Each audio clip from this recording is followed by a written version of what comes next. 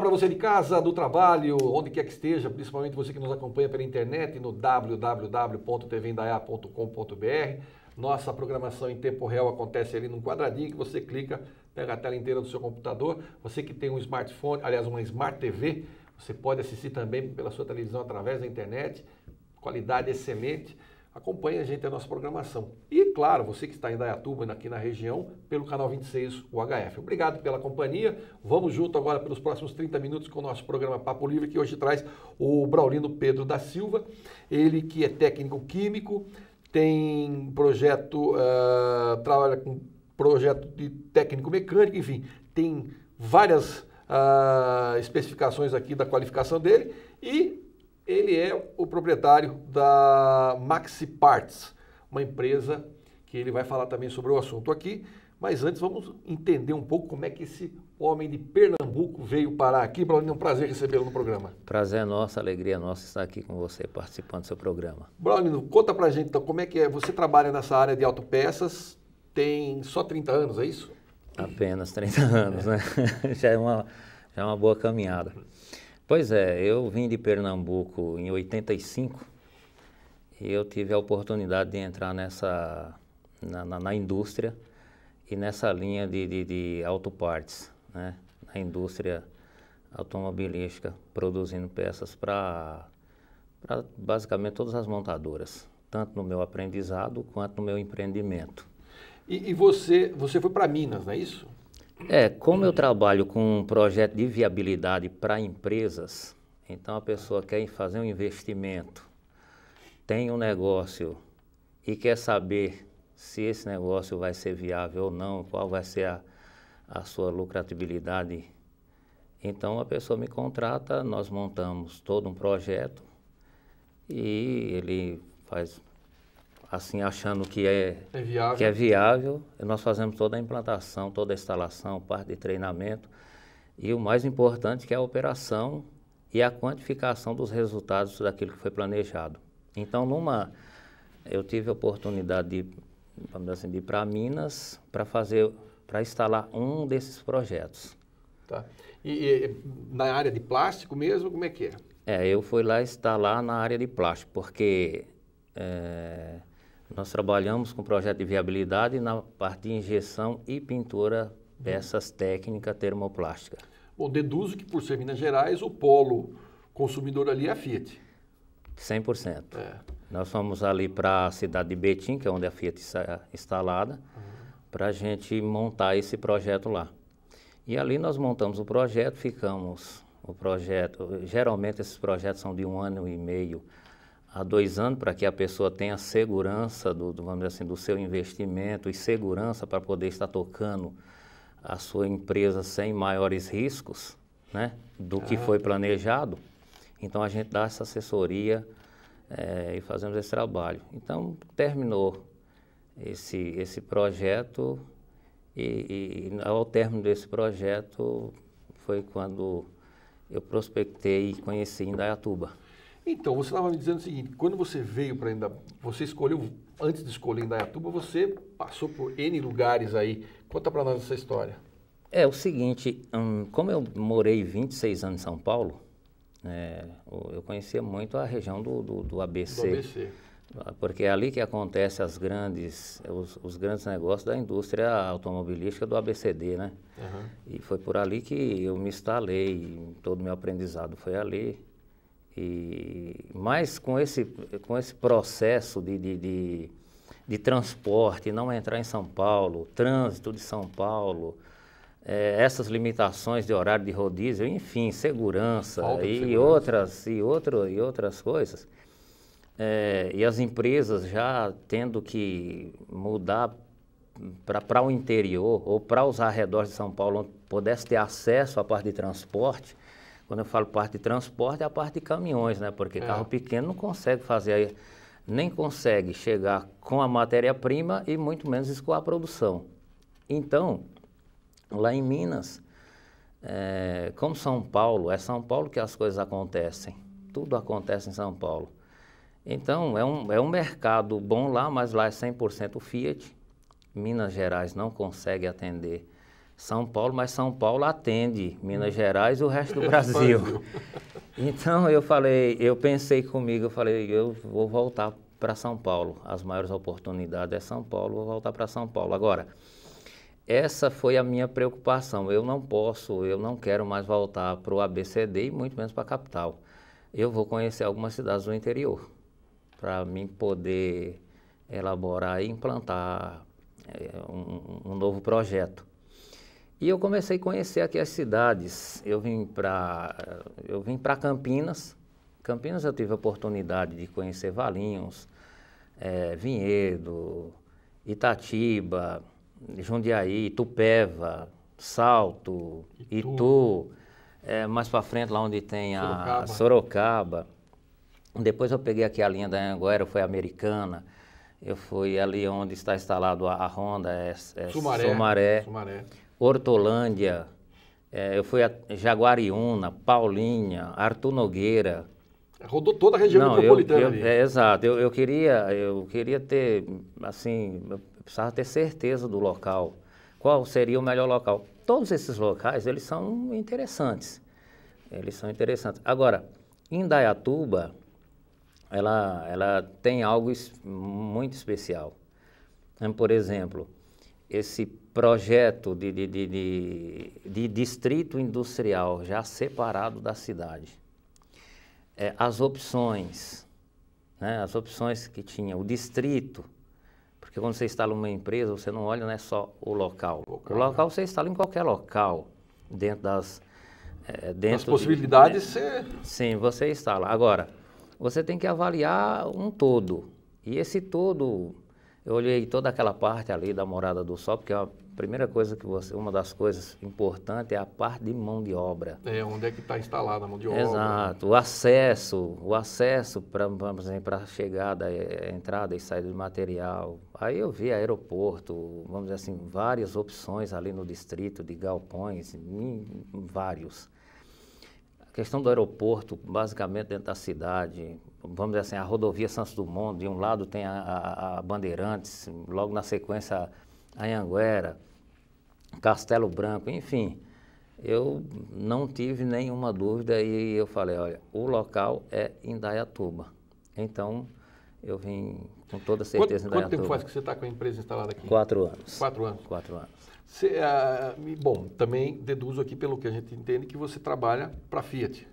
Sim, o nosso produto nós não fornecemos direto, mas indiretamente é Fiat. Ah, entendi. Agora, me diz uma coisa. Tem outros clientes, né? Mas o projeto ele nasceu em cima de um produto da Fiat. Da Fiat. E você atende agora também outras linhas de produção. Sim. Agora, me diz uma coisa. O que exatamente faz a sua empresa? Nós fabricamos, injetamos e pintamos peças de acabamentos internos de automotivo. Por exemplo, nosso produto hoje, 100% do palio novo, certo. Os puxadores de porta é nosso. O acabamento do alto-falante, acabamento de porta. Tá. Então tem vários produtos aplicados na parte interna do automóvel palio. Como é que é feito esse processo? Você compra, que tipo de plástico é usado? São os plásticos de engenharia, né? As pessoas utilizam muito plástico de engenharia. São os plásticos específicos, porque todo projeto, ele vem especificado já da montadora. Que tipo ele quer? Por exemplo, um puxador de porta, vamos dizer assim, são os nalho com 30% de fibra, são os PPs, são os policarbonato, PP, ABS. Então, são essas gamas, vamos dizer assim, de resina. Entendi. Você compra ele granulado. Ah, ele vem granulado. Para quem não conhece, ele parece arroz, só com um grão um pouco maior. Tá. E ele é formado porque tem um molde. Aí isso cai dentro de uma... E aí você coloca ele no recipiente, na injetora, ele chama funil ou estufa. E ele passa por dentro com a temperatura aí que varia, depende do material, 180 graus, 150, muito do material. Ali ele fica pastoso, ele entra e enche as cavidades do molde. Tá. O molde fechado, quando abre, sai as peças formadas. Um molde desse aí, por exemplo, numa linha de produção, quantos moldes você faz por dia? Quantas peças você faz por dia? Depende. Uma lateral de porta. Uma lateral de porta, ela tem um tempo de injeção e resfriamento, uns 35 segundos, é rápido. 35 segundos, 40 segundos, uma lateral de porta está cheia. Puxa vida. E uma maçaneta, então? É porque são semelhantes, né? Geralmente, esses tempos de máquina, às vezes uma peça muito grande, porque é pelo porte da máquina, né? Entendeu? Os puxadores de portas... Porque também não sai de um só. Eu acredito que a ferramenta são várias. Várias cavidades, né? Entendi. O mercado, ele conhece por cavidades. Então, puxadores de porta geralmente são 4 cavidades. Cada injeção sai 4 peças. 2 peças do lado direito e 2 peças do esquerdo. Que bacana. Então, aí você Ou seja, é um carro por pressão. É um carro por cada 30 segundos, vamos dizer assim. E dali sai o produto. Aí tem o fluxo da operação, mas numa palavra resumida, saiu dali, você põe no dispositivo, pinta, faz a avaliação dele e você tá monta pronto. ali mesmo a fechadura ou não? Não, ele vai para Minas, para o nosso cliente lá em Minas, aí lá ele monta todo o componente e monta na lateral da porta. E quando chega para a Fiat, por exemplo, ela vai lá e só fixa na lateral da porta. Esse é em síntese, esse é o sistema. É o sistema que trabalha. É esse daí. Carambola, tá certo. Já estou conversando aqui com o Braulino Pedro da Silva, ele que é da Mixplast, que faz, como ele acabou de dizer, um trabalho dele imprimir, não, injetar e pintar peças, que são aquelas peças de plástico que vão nos automóveis, principalmente nos automóveis da Fiat, que é um dos clientes dele lá. Eu vou para um rápido intervalo, daqui a pouco eu volto e a gente vai falar um pouco sobre o mercado de trabalho, o mercado da indústria automotiva, que está aí meio a perigo, mas a gente volta já falando sobre isso.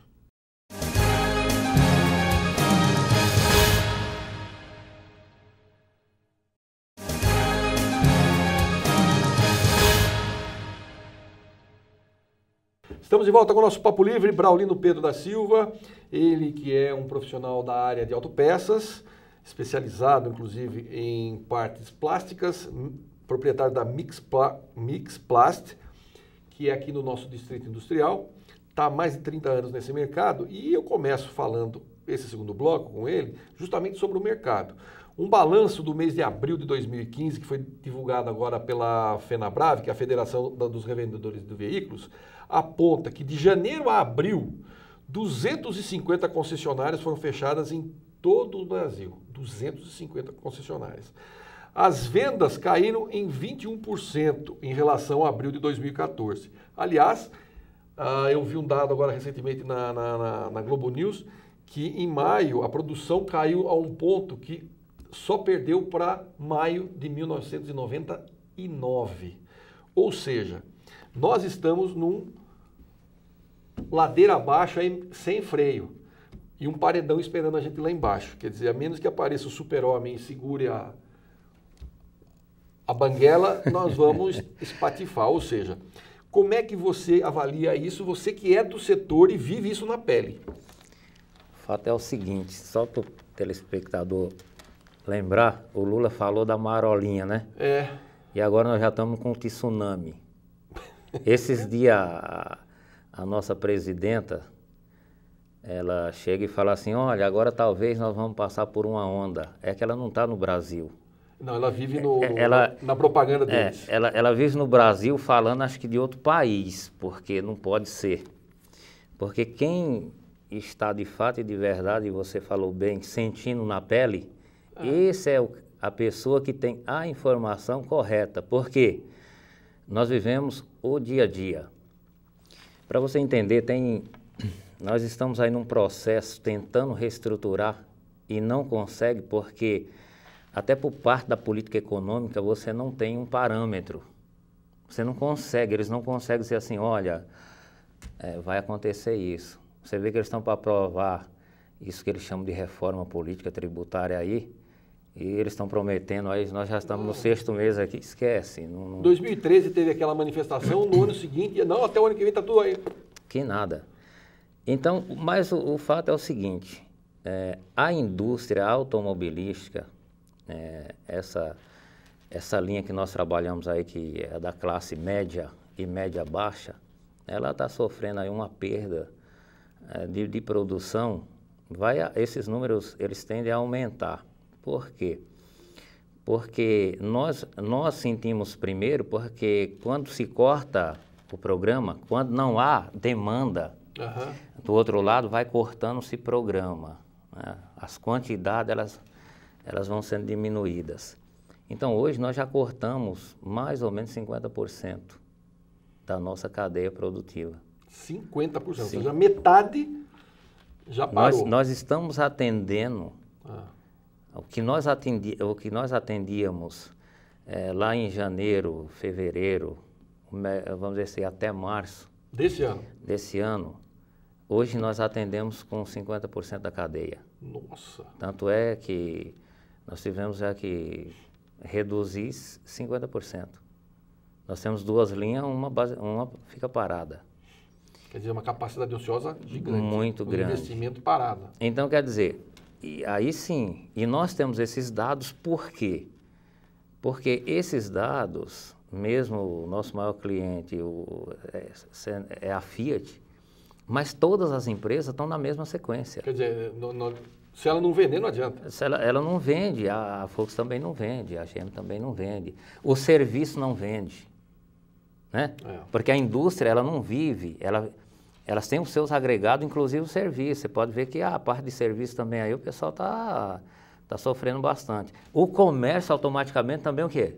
Não vai vender. Se você não ganha, você não vai gastar. Como é que você vai gastar? E sem contar, eu converso com o pessoal, mesmo as pessoas, eu falando o seguinte, numa última reestruturação que foi feita lá, demitindo as pessoas, falando para eles o seguinte, olha, não é pelo trabalho, é por falta dele. Certo. Você vai sair daqui, mas não é por nenhuma outra coisa, é só a falta do trabalho. Então, o que acontece? 50% aí desse mercado, ele está para ser recuperado. Agora, o problema maior é o seguinte, é que as medidas que estão sendo tomadas pela política econômica, ela não apresenta que nós teremos uma retomada. É porque, na verdade, o que acontece? Eles estão provando do veneno deles mesmos. O que nós estamos vendo aí foi uma gestão irresponsável do governo nos últimos 4 anos, 5 anos. Foi 5 anos, foi irresponsável. Né? Para ganhar a eleição, apostaram tudo, saíram gastando o que podia e o que não podia, e chega uma hora que tem que fechar a conta, e aí tem que pagar. Na verdade, a presidente Dilma, ela tá colhendo o que ela plantou. Para quem acha que essa história de que a crise era externa, o mundo inteiro se recuperou da crise de 2008. O Brasil também estava nesse caminho, mas daí saíram gastando a torta direito. Fica difícil, não tem jeito, a conta alguém tem que pagar. Não dá para ser socialista achando que a conta nunca vai chegar. Lamentavelmente, ou sei lá o quê, o mundo gira em função de grana. Né? Com exceção de uma ilha ou outra que inclusive o próprio Brasil sai acudindo, o mundo gira em cima do capital, e o capital é grana, é consumo, é fazer virar a máquina da economia. E a economia, gente, é um reloginho suíço, as engrenagens bem certinhas, e se uma apertar mais do que a outra e não consertar a tempo, desanda tudo, né? Você estava falando sobre produtividade, eu gostaria que você falasse um pouco sobre isso também, sobre essa questão do funcionário, como é que a gente sai perdendo na produtividade. Você veja só, a presidente Dilma, ela andou falando muito sobre a questão da gente ser competitivo. Ela não sabe nem o que é produtividade, quanto mais competitividade.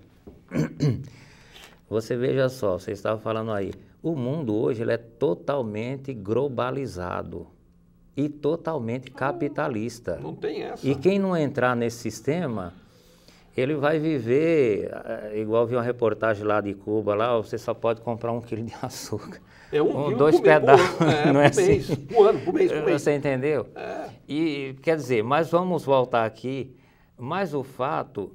Só para não querendo, mas já interrompendo, a maior economia comunista do planeta é capitalista, que é a China, e é dona da maior parte da dívida pública dos Estados Unidos. O maior financiador do maior país como, capitalista do planeta, que é os Estados Unidos, a maior economia do planeta, que é os Estados Unidos, a dívida pública dele, a maior parte da dívida pública está na mão dos chineses, que é um país comunista, que vive do capitalismo. Quer dizer, Aí você pegou o ponto que quando nós falamos de produtividade, ou se formos falarmos de competitividade, nós chegamos na seguinte situação. Por exemplo, nós não podemos nem colocar a China, que hoje é o maior concorrente competitivo de todos os continentes, de todos os países, de qualquer setor. Aí o que acontece? Veja só, quando você pega, porque às vezes as pessoas falam assim, a competitividade ela está voltada para a empresa, a produtividade está voltada para a empresa, não é o contrário. Empresa é 4 paredes lá e um nome.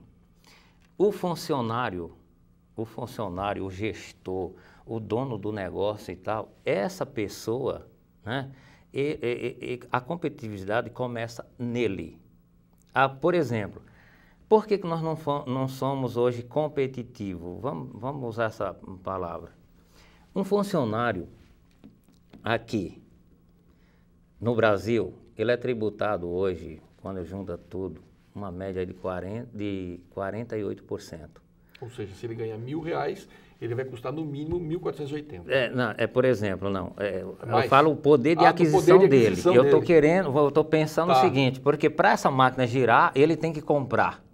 Mas 48% do salário dele fica depositado na mão do governo, por arrecadação de tributos. Certo. Quer dizer, lá fora, né, na Europa, a média é 28%. Só aí já perdemos... 20% de saída. Já perdemos... Me imagine uma cadeia produtiva em serviços, indústria e tal. Você, por exemplo, você tem 20% que deveria estar sendo injetado na economia à base de consumo, está indo para os cofres de quem? Do governo. Você não tem uma escola, você não tem um hospital, você não tem nada. Quer dizer, como que gira um negócio desse? Não gira. Agora, quando nós pensamos no produto produzido, vamos dizer assim, que o gestor, que o dono da empresa, que o funcionário tal, produziu ele. O nosso produto, só em mão de obra, ele já é mais caro, 20%. Como que nós vamos competir com qualquer um outro país da Europa? E quando nós falamos de China, aí esquece. Eu tenho tido a oportunidade de fazer algumas cotações em produto chinês. O preço dele colocado aqui no Brasil é o nosso preço de custo. Quer dizer, e aí? E você pode ver, e aí a coisa ela se complica. Hoje, quando se fala de produzir ferramentas, equipamentos, a maioria das pessoas está vai lá para a China. Eu fiz uma cotação, para a gente concluir, a pessoa me trouxe uns produtos, falou, Braulino, eu vou fazer o seguinte, eu estou comprando na China, pronto, está chegando para mim no mesmo custo. Então, eu não vou, só o fato de você administrar a logística já é um custo a mais. Se você, por exemplo, se nós fizéssemos pelo mesmo preço da China, nós já não seríamos competitivos porque nós ainda teríamos o custo da logística.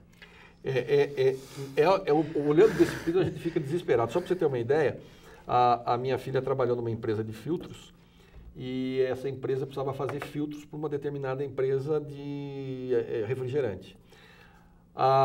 O preço do filtro fabricado aqui custava alguma coisa em torno, eu não tenho números exatos, mas eu vou dar um exemplo. Custava alguma coisa em torno de R$120 mil, R$150 mil. Por exemplo. O mesmo filtro colocado aqui, vindo da China, seguindo as especificações daqui, chegava aqui no aeroporto por R$12 mil. A empresa só tinha que colocar a etiqueta dela e entregar. Quer dizer, quantos empregos deixaram de ser consumidos aqui, de ser empregados aqui, mão de obra empregada aqui? Porque olha a diferença, menos de 10% do valor do produto final. Quer dizer, é uma estupidez. Aí o que acontece? A empresa começa a demitir e só compra de fora. Tem uma marca famosa que fabrica ferramenta, garfo, talher e tudo mais. Eu estava numa empresa esses dias, o sujeito comprou como é que chama aquilo? Um arrebitador. Sim. Chegou da marca, comprou pela marca, porque a marca é tradicional, não vou falar que é a Tramontina. Aí o sujeito na primeira, na segunda, quebrou o rebite. Tudo bem, ligou lá, enfim, resolvido o problema de que forma? Mandaram outro, mas é produto chinês, é fabricado lá, não é fabricado mais aqui. Então, gente, e para colocar uma cereja no bolo aqui, eu ouvi hoje pela manhã uma pesquisa feita pelo Sindicato das Micro e Pequenas Empresas, estima que 240 mil pessoas vão perder emprego nesse ano e 46 mil empresas de até 50 funcionários vão fechar suas portas. Já tem muitas fechadas e muitas estão fechando. E com um número desse, uma situação, vamos dizer assim, por que eu falei que é o tsunami? Porque muitas não vão resistir. E aquelas que vão resistir precisa ter muita estratégia, porque como é que você vai reduzir 50%? O meu número é esse, porque eu estou no mercado e eu estou vendo o quê? Uhum. Então, como é que você vai reduzir? É 50% de tudo. Você vai dispensar 50% do seu quadro de funcionário. Isso é um custo absurdo. E você tem os seus compromissos diários a vencer. Se não souber, né, se você não tiver um planejamento, vamos dizer assim, de acordo, você vai acabar não resistindo. Acaba não resistindo. Então, vamos dizer assim, a perspectiva de mercado, tem outros mercados aí, vamos dizer assim, que eles estão em condições e situações melhores. Mas o fato é o seguinte, todo mundo está o quê? Sentindo, os que não estão sentindo o tsunami, eles estão sentindo a onda. Mas vai chegar. Mas está bem complicado, bem difícil, né, essa situação da indústria hoje no Brasil. Sempre foi, mas agora ela está bem mais acentuada. Para simplificar para você que está em casa, é mais ou menos o seguinte, o governo tinha dinheiro em caixa e tinha um cartão de crédito. Ele torrou dinheiro em caixa e entrou de sola no cheque especial. Agora não tem dinheiro para pagar as contas, muito menos o cheque especial, e a dívida vai só aumentando. Só rolando. Só rolando. E quem paga essa conta, na verdade, não é a dona Dilma, não é o Renan Calheiros, não é o Eduardo Cunha. Quem paga essa dívida sou eu, você, o Braulino aqui, todo mundo que trabalha, que paga imposto. Então, nós estamos pagando pelo erro, os bons pagam pelos maus. E é assim que funciona a humanidade. Braulino, obrigado pela participação no programa, foi um prazer recebê-lo aqui. Volte sempre. O prazer é nosso, com certeza. Porque esse é um assunto que com certeza interessa a muita gente. Com certeza. Tem muita coisa a falar, mas a gente tem que ir falando aos poucos, mas o fato é um só. Todo mundo está sentindo e vai sentir mais. Vai sentir. Tá ruim, viu, gente? Mas vai piorar. Fica frio, não? Infelizmente. Obrigado pelo carinho da audiência. A gente se vê no próximo encontro. Até lá, fiquem com Deus.